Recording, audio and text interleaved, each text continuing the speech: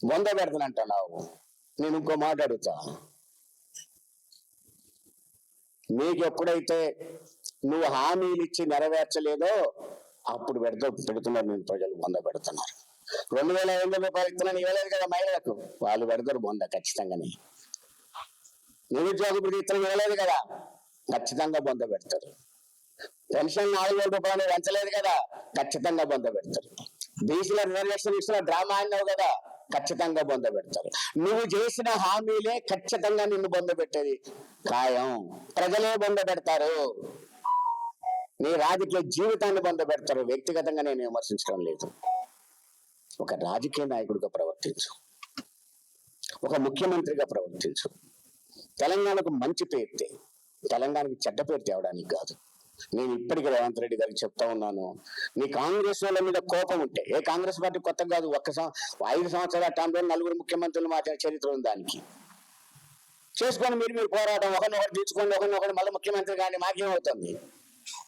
నిన్ను ప్రజలు ఎప్పుడు దించాలో ఎప్పుడు చేయాలో ప్రజలకు తెలుసు. అలా వదిలిపెట్టి జనం మీద పడి, ఇతర పార్టీ మీద పడి, ప్రతిపక్షాల మీద పడి, వాళ్ళని తిట్టి వీళ్ళని తిట్టి ఏంటిది ఇది? నేను ఎప్పుడు చెప్తుంటే ఒక మాట, తిట్లే ప్రధానం అనుకుంటే అచ్చం బూతుల్నే తిట్టు పెట్టకుండా 60 నిమిషాలు తిడతా నేను. అది రాజకీయాలు కావాల్సింది. నేను ఇప్పటికైనా మిగతా మంత్రులను అడుగుతున్నాను, మార్చుకోండి మీ ముఖ్యమంత్రిని.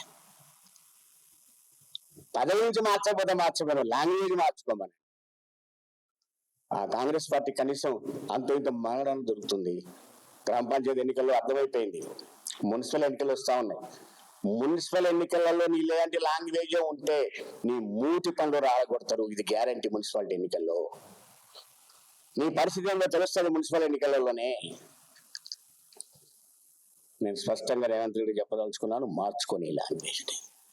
బీఆర్ఎస్ పార్టీని కూల్చడం అంటే, బొంద పెట్టడం అంటే, దిమ్మలు కూల్చడం అంటే అంత సరదా కాదు. ఆ సరదా తీరుతుంది.